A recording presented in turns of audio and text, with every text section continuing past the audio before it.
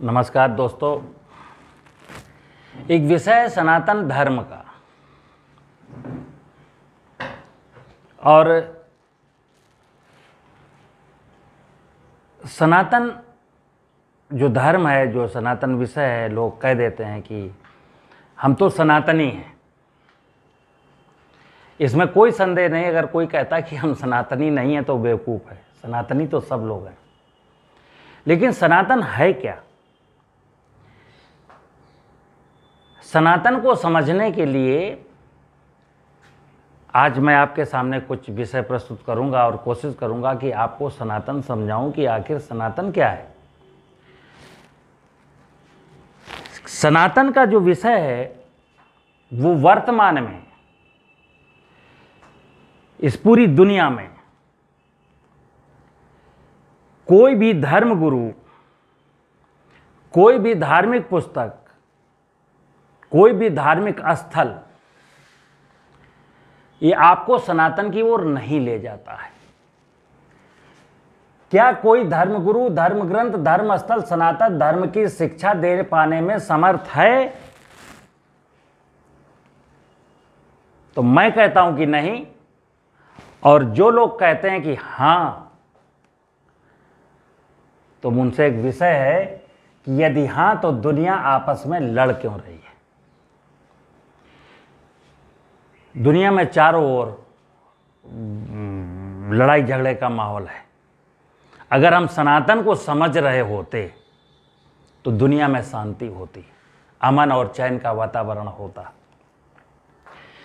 और पूरी इस पृथ्वी में अमन और चैन के वातावरण को कायम रखने के लिए, अमन और चैन को बनाए रखने के लिए एक ही मार्ग है, वो ये कि हर व्यक्ति सनातन संस्कृति को, सनातन धर्म को, सनातनी व्यवस्था को आत्मसात करे।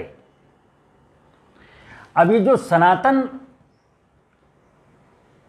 धर्म है, तो हमें ये देखना है कि मनुष्य की उत्पत्ति, देखिए अगर हम किताब में खोजते हैं, किसी बुक में खोजो कि सनातन क्या है, तो मैं जो बता रहा हूं वो किसी बुक में नहीं मिलेगा। क्योंकि ये जो किताबें लिखी गई हैं, जब सनातन परंपरा खत्म हो गई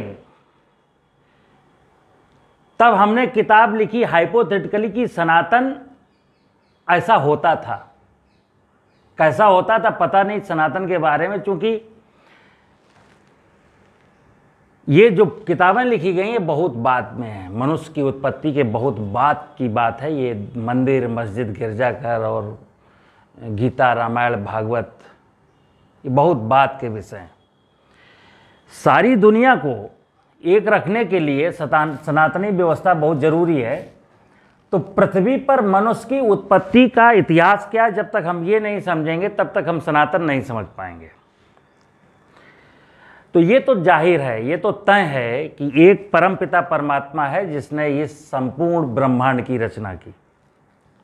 रचयिता जिसको कहते हैं, ईश्वर कहते हैं, भगवान कहते हैं, परमात्मा, अल्लाह, गॉड, कुछ भी कहो, नाम उसका कुछ भी लें, लेकिन एक ऐसी शक्ति है इस संसार में, इस ब्रह्मांड में, जो सबको संचालित करती है, और उसी की ये दुनिया है बनाई हुई। लेकिन ये दुनिया अचानक जितनी चीज़ें आज हमको दिख रही एकाएक नहीं बन गई। इनका एक सिस्टम था, एक क्रम था। तो पृथ्वी पर मनुष्य की उत्पत्ति के पहले क्या क्या हुआ है, तो देखिए जड़ जगत की इकाइयों की रचना सर्वप्रथम हुई। जड़ जगत जिसको हम कहते हैं छित जल पावक गगन समीरा पंच तत्व मिल बना शरीर। क्यों? उस परमात्मा ने पहले जड़ जगत की इकाइयों की रचना की, क्योंकि जड़ जगत की इकाइयों की रचना के बगैर जीव जगत की इकाइयों की रचना असंभव थी। क्योंकि अगर जड़ जगत में ये 5 तत्व ना होते, छित जल पावक गगन समीरा पंच तत्व मिल बना शरीरा, इनमें एक भी तत्व की कमी होती तो ये मनुष्य और जीव और वनस्पतियां बनती ही नहीं। तो पहले उस परमात्मा ने जड़ जगत की इकाइयों की रचना की। उसके बाद स्वतः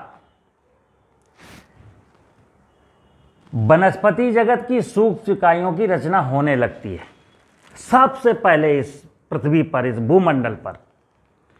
और आप आज भी देख सकते हो, महसूस करते हो, वर्षा के ऋतु में आपकी छत पर काई जम जाती है, यानी वनस्पति जगत की सूक्ष्म इकाई है काई, जिसमें आप स्लिप कर जाते हैं, फिसल जाते हैं। यानी कि छत पर जमीन है, आकाश है, हवा है, अग्नि है यानी सूरज भी निकलता है, लेकिन पानी नहीं होता। और बारिश के सीजन में जब 2 महीने रिमझिम बारिश होती तो वहाँ काई जम जाती है। तो ये प्रमाणित करता है कि जड़ जगत की 5 इकाइयाँ मिल करके वनस्पति जगत की सूक्ष्म इकाइयों की रचना करती हैं। और जहाँ पर वनस्पति जगत की सूक्ष्म इकाइयों की रचना हो जाती है, फिर वहाँ जीव जगत की सूक्ष्म इकाइयों की रचना प्रारंभ हो जाती है। फिर जब सूक्ष्म इकाइयों की छोटी रचनाएं आ जाती हैं तो फिर वनस्पति जगत की बड़ी इकाइयों की रचना प्रारंभ हो जाती है। जब वनस्पति जगत की बड़ी इकाइयों की रचना हो जाती है तो फिर जीव जगत की बड़ी इकाइयों की रचना प्रारंभ हो जाती है।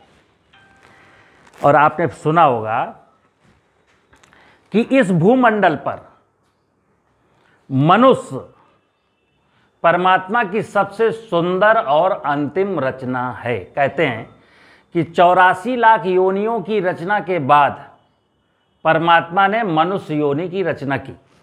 यानी कि पहले जड़ जगत की इकाइयों की रचना हुई, फिर वनस्पति जगत की सूक्ष्म इकाइयाँ आई, फिर जीव जगत की सूक्ष्म इकाइयाँ आई, फिर वनस्पति जगत की बड़ी इकाइयाँ आई, फिर जीव जगत की बड़ी इकाइयाँ आई, और लास्ट में फिर मनुष्य योनि की रचना हुई। वो सनातन, कल्पना करना कि जब पहली बार मनुष्य योनि की रचना हुई तो वो जो मनुष्य था वो सनातनी मनुष्य था। उस समय ये मनुष्य नंगा बेशक था लेकिन सनातनी था। वस्त्र नहीं थे, मकान नहीं था, मजहब नहीं थे, जातियां नहीं थीं, मंदिर नहीं थे, मस्जिद नहीं थे, गिरजाघर नहीं थे, कोई भी धर्म ग्रंथ नहीं था, कोई भी धर्म गुरु भी नहीं था। वो सनातनी, वो सनातनी कैसा था? अब सनातन है क्या? ठीक है, ये मान लिया कि वो हम जब प्रारंभ में थे तब सनातनी थे।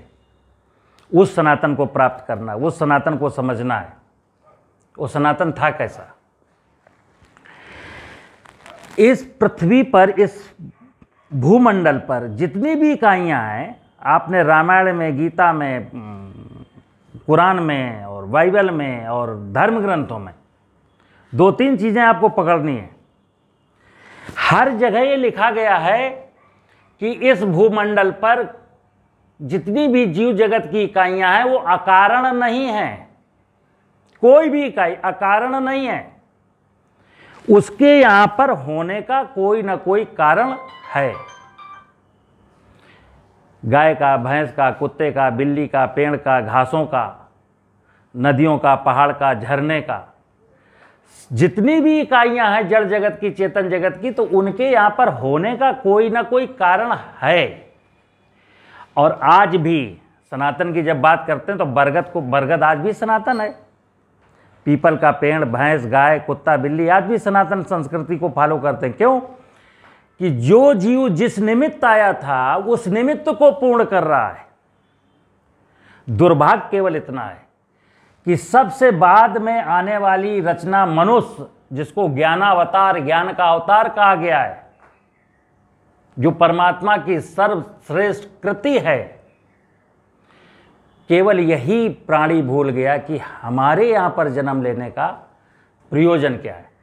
तो अब मनुष्य के जन्म लेने का जो प्रयोजन है, उस प्रयोजन को पूर्ण करना वो सनातन है। और वो प्रयोजन क्या है? वसुधैव कुटुंबकम। मैं जिस निमित्त आया हूं, बेशक कालांतर में मनुष्य अपने वस्त्र बनाना सीख गया, तन को ढकना सीख गया, रहने के लिए घर बनाना सीख गया, बहुत सारे भौतिक संसाधनों को क्रिएट कर लिया, क्योंकि क्रिएटिविटी है इसमें, और ये सब ज्ञान परमात्मा ने दिया है। लेकिन हुआ क्या कि आगे चल करके वो प्रोफेशन में लिप्त हो गया। हर व्यक्ति मतलब अपने निजी स्वार्थों की पूर्ति में लग गया, और जैसे ही निजी स्वार्थ किसी के दिमाग में घुस जाता है तो फिर वो सनातन भूल जाता है। सनातन का मतलब सिंपल है कि आप देखेंगे कि नदियाँ किसके लिए बहती हैं, तो नदियाँ अपने लिए नहीं बहती, नदियाँ मनुष्य के लिए, वनस्पतियों के लिए बहती हैं। वनस्पतियाँ भोजन बनाती हैं, फल देती हैं, किसके लिए देती हैं? प्राणी मात्र के लिए देती हैं कि जीव जगत के सभी लोग खाएं। हर इकाई कुछ ना कुछ किसी ना किसी को दे रही है। मनुष्य एक ऐसी इकाई है कि ले तो रहा है सबसे, लेकिन दे नहीं रहा है किसी को। इसीलिए सनातन में एक यज्ञ की परंपरा है। यज्ञ का मतलब है देना सीखो, आहुतियाँ डालना सीखो। जब हम सबके भरोसे पर जी रहे हैं, सारी इकाइयाँ हमको हेल्प कर रही हैं, इसीलिए तो हम बाद में आए। अगर हम पहले आ जाते इन इकाइयों के, तो हम यहाँ क्या करते? हमारी ज़रूरतें पूरी नहीं होती। तो हमारी ज़रूरतें जिन इकाइयों से पूरी हो रही, उन इकाइयों के साथ परस्परता में जीना, ये सनातन है। चाहे वो मनुष्य हो, चाहे वो जीव जगत हो, चाहे वो वनस्पति जगत हो, चाहे वो जड़ जगत हो। तो मित्र, सनातन का मतलब है कि हम जिस निमित्त आए थे, हम पहले जैसे थे, और पहले मजहब नहीं थे, पहले जातियाँ नहीं थी, पहले केवल इंसान था। तो इंसान जिस निमित्त आया, उस निमित्त को जान लेना, यही सनातन है। नमस्कार।